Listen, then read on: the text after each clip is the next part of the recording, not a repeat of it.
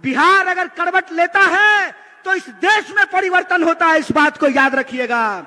इतनी जोर से आवाज लगाइए कि सत्ता को घबराहट होने लगे, उनको यह एहसास हो जाए कि बिहार एक बार फिर से इस देश में क्रांति के लिए, बदलाव के लिए तैयार है। उनको घबराहट हो जाए कि उनका जो फूट डालो राज करो की नीति है, वो फूट डालो राज करो की नीति नहीं चलने वाली है। और ये फूट डालो राज करो की नीति क्या है, टीवी खोल करके देख लीजिएगा। भाई लोग, आपसे कोई शिकायत नहीं है। हमको मालूम है कि जो लोग मीडिया में नौकरी कर रहे हैं उनके पिताजी प्रधानमंत्री नहीं है, गृह मंत्री नहीं है, मुख्यमंत्री नहीं है, वो साधारण परिवार के लोग हैं। लेकिन जो मालिक हैं, वो मालिक इस देश के 140 करोड़ लोगों के साथ बेईमानी करने के लिए तैयार हैं। आप टीवी खोल करके देख लीजिए, टीवी आपका रिचार्ज कराया है आपने, रिचार्ज भरवाते हैं आप, लेकिन जब आप टीवी खोलेंगे तो आपके खिलाफ दिन भर बात की जाएगी। मोदी जी कहते हैं मोदी जी की गारंटी है। महाराज, भाजपा की गारंटी होती तो 1 मिनट के लिए मान भी लेते। मोदी जी की गारंटी है तो बिल्कुल भरोसा मत कीजिए। अगर विश्वास नहीं होता है तो यशोदा जी से जाकर के पूछ लीजिए, गारंटी लिए थे ना जी। अच्छा, यहां पे भी बहुत सारे लोग बैठे हुए हैं। अग्नि को साक्षी मान करके 7 फेरा ले करके, हिंदू रीति रिवाज से अग्नि को साक्षी मान करके 7 फेरा ले करके 7 जन्म का वादा निभाने का गारंटी लिए थे ना मोदी जी। किए पूरा, किए पूरा, भाग गए ना छोड़ के। कोई गारंटी नहीं है इस आदमी का। इस आदमी का एक ही गारंटी है कि इस देश की धन संपदा को लूट करके अपने दोस्त के खजाने में पहुंचा देंगे।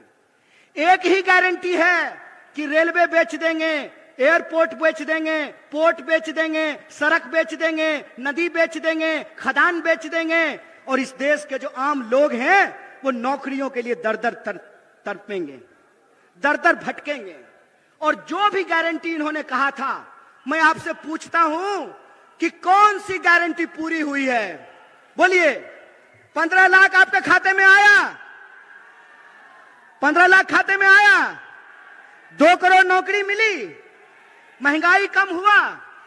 काला धन आया? तो कौन सा गारंटी पूरा हुआ है जी? कौन सा गारंटी पूरा हुआ है? मंदिर बनाने का? एक बात बताइए, मंदिर की बात चली है तो मैं भी एक बात कहना चाहता हूं।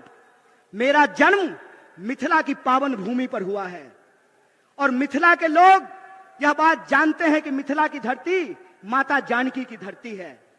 माता जानकी, जिनके बारे में हम लोग कभी भी भगवान प्रभु श्री राम का नाम अकेले नहीं लेते हैं।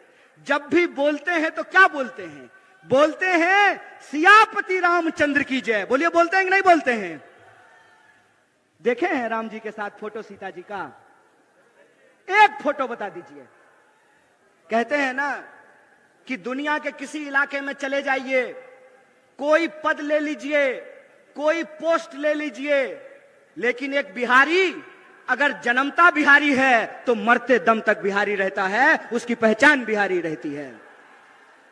और हम जहां भी जाते हैं हर जगह लोग ये सवाल पूछते हैं कि अच्छा कन्हैया ये बताओ कि बिहार में क्या हो गया। और उस वक्त मैं बड़े अफसोस के साथ आप लोगों से यह दर्द साझा कर रहा हूं कि मेरे आंखों में पानी आता है और पहली बार जिंदगी में आंख शर्म से नीचे झुक जाता है, क्योंकि बिहार में, पटना में जो बैठे हुए राजनेता हैं उनको नहीं मालूम है कि अपनी राजनीतिक अवसरवादिता के चलते बिहार की भूमि का पूरी दुनिया में ये लोग अपमान कर रहे हैं। ये भूल गए हैं कि बिहार कौन सी धरती है और बिहार ने किस तरीके से दुनिया को सत्य और अहिंसा का पाठ पढ़ाया है। आप सब जानते हैं ये कांग्रेस पार्टी का मंच है और आप सब कांग्रेस पार्टी के शेर दिल कार्यकर्ता हैं, जिंदा दिल इंसान हैं आप लोग। तो मैं आपको याद दिलाना चाहता हूं, बिहार वो भूमि है कि जहां पर एकमात्र देश के राष्ट्र कवि पैदा हुए और राष्ट्र कवि का नाम दिनकर है।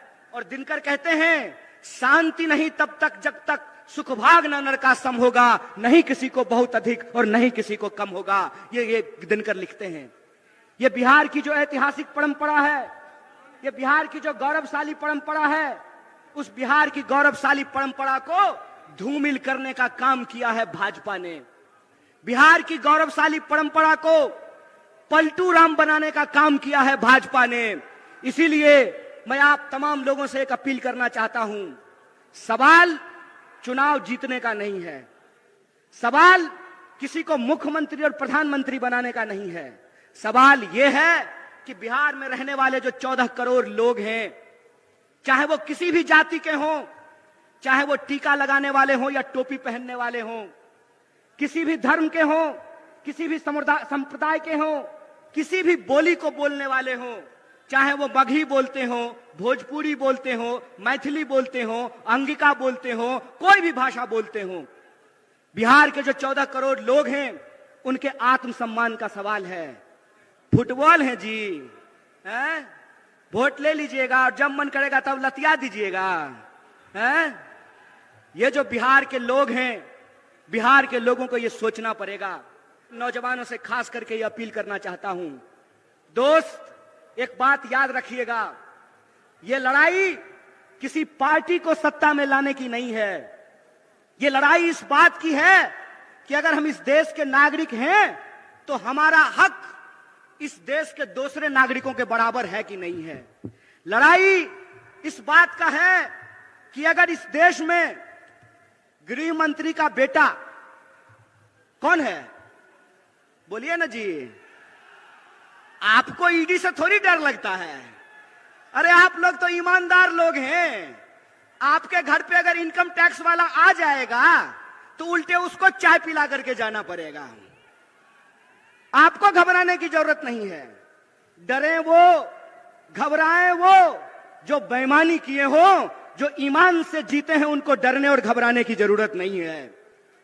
तो मेरा सवाल यह है कि इस देश में अगर गृह मंत्री का बेटा बीसीसीआई का सेक्रेटरी बन सकता है, इस देश में अगर एमपी लोग 5 साल के लिए बन सकते हैं, एमएलए 5 साल के लिए बन सकते हैं, नीतीश कुमार जी 5 साल में 3 बार मुख्यमंत्री बन सकते हैं, तो हमको भी नौकरी देनी पड़ेगी। बोलिए गलत बोल रहे हैं कि सही बोल रहे हैं? सही बोल रहे हैं ना? अगर यहां बैठे हुए हमारे नेता आदरणीय जयराम जी को पेंशन भी मिलता है राज्यसभा में, तो आपको अगर पेंशन मिलता है, आपको पेंशन मिलना चाहिए कि नहीं मिलना चाहिए? बोलिए, मत डरिए गृह मंत्री से, डरने की जरूरत नहीं है। इसीलिए मैं कहता हूं यह न्याय की बात है।